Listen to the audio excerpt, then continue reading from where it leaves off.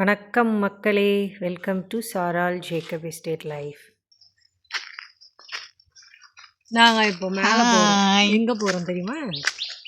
இந்த பம்ப்ளி மாஸ் பழம் நிறைய இருக்குது, அதை எடுத்து அந்த தோலில் வந்து ஒரு ஸ்வீட் செய்ய போகிறோம்.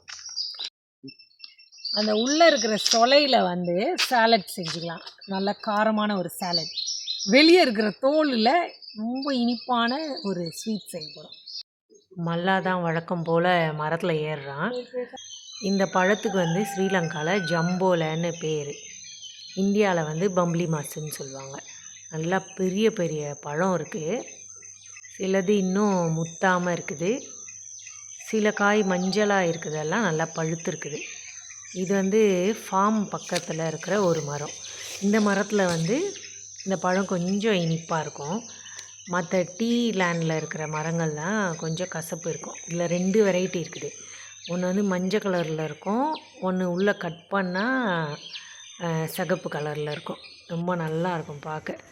இப்போ மல்லாவை ஏற்றி விட்டுட்டு பழத்தெல்லாம் அறுவடை செய்ய சொல்லியிருக்கிறோம். நம்ம சிக்கன் ஃபார்முக்கு மேலே தான் ஏறி நின்றுருக்குறான் மல்லா. அது நல்லா வசதியாக போச்சு அவனுக்கு. அந்த கூரை மேலே நின்னாலே பழத்தை ஈஸியாக பறிச்சிடலாம், உட்காந்துட்டே பறிக்கலாம். அவன் பறித்து எடுத்து போட போட நான் ஒவ்வொன்றா பிடிச்சி கீழே வச்சிட்ருக்குறேன். 2 3 4 5 6 7 8 9 10 11 12 13 14 இருக்குது. 2 வந்து நான் ஸ்வீட் செய்யறதுக்கு எடுத்துகிட்டு மீதி நாளைக்கு சண்டே சர்ச்சுக்கு போகும்போது கொடுத்துருவேன்.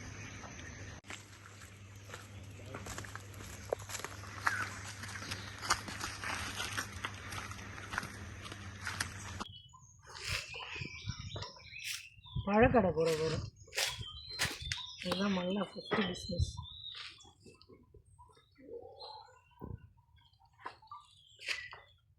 இதுதான் அழகா இருக்கு இலையோட. ஜம்போல ஜம்போல லாப ஜம்போல ஜம்போலே எங்கட போ எங்கட போ தேசியா கெடியா தேசியா கேது மாத்தியா கெடியா தேசியா என்னோனா கோணை சமாதி பண்டிகை காலத்துல கோயிலுக்கு வெளியே விற்பாங்க, அந்த கதை தான் இது. ரவுண்ட் ரவுண்டாக வெட்டிட்டு அதுக்கப்புறம் அந்த தூளை எடுப்போம், அப்போ ஈஸியாக இருக்கும்.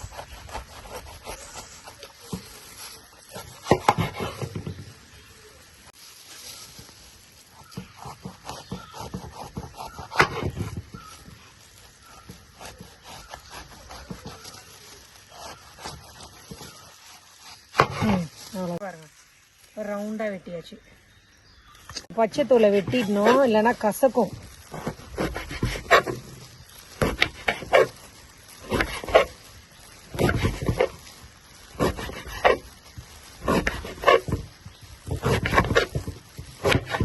அவ்வளோதான். இப்போ இதை இப்படி வெட்டிட்டு இந்த பழம் கொஞ்சம் வந்தால் அதை எடுத்துடணும். இது வந்து இப்படி பீஸ் பீஸாக வெட்டி தான் நம்ம வேக போட போகிறோம். இதை இப்படி வெட்டிடணும்.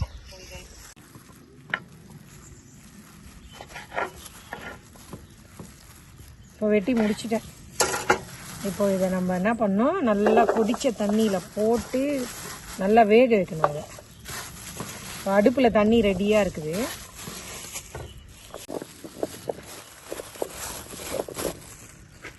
கொதிச்சிச்சு, இதை போட்டுடலாம்.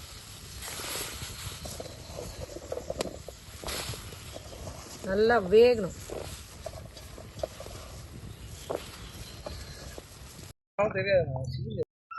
நல்லா வெந்துருச்சு, கலரும் மாறிடுச்சு பாருங்க, அப்படியே கண்ணாடி மாதிரி வந்துருக்கு.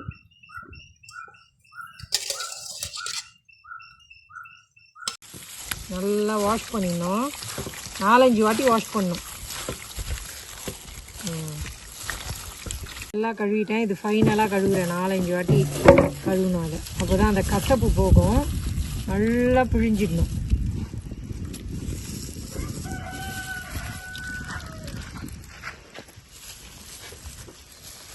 இங்கே பாருங்கள் எப்படி தண்ணி வருது.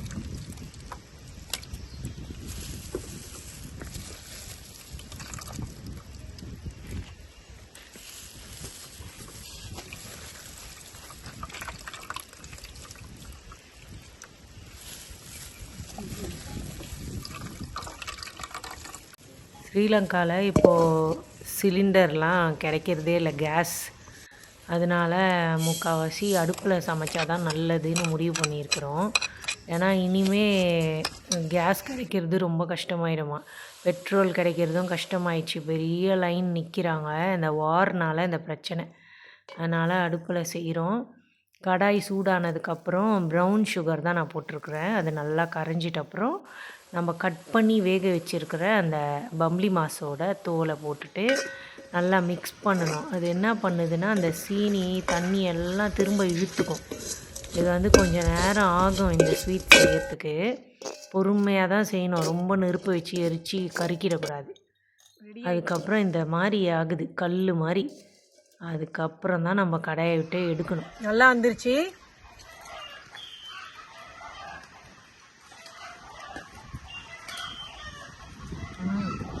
நல்லாயிருக்கும். நம்ம தோட்டத்துலேருந்து எடுத்த இந்த பழம் தோல்லேருந்து செஞ்சது, அந்த கசப்பே தெரியல, சூப்பராக இருக்குது. ஸ்வீட் செஞ்சுட்டேன். அடுத்தது சாலட். காரத்துக்கு பச்சை மிளகாய், நம்ம தோட்டத்தில் பெரிய பெரிய பச்சை மிளகாய், லெமனோட இலை, நல்லா ஃப்ரெஷ்ஷான கொத்தமல்லி, அதுக்கப்புறம் ஸ்ப்ரிங் ஆனியன்ஸ் எல்லாமே நம்ம தோட்டத்துலேருந்து எடுத்தது தான். நல்லா இருக்குது ஸ்ப்ரிங் ஆனியன்ஸ்லாம். இப்போது இந்த ஜம்போவில் பம்ப்ளி மாஸோட சொலையை மட்டும் தனியாக பிரித்து எடுக்கணும். அந்த வெள்ளைத்தோல் இருக்கக்கூடாது, அது இருந்துச்சுன்னா கசப்பு எடுக்கும். அதனால் வெறும் சொலையை மட்டும் எடுக்கிறேன். இப்போ நல்லா பிரித்து எடுத்து வச்சாச்சு.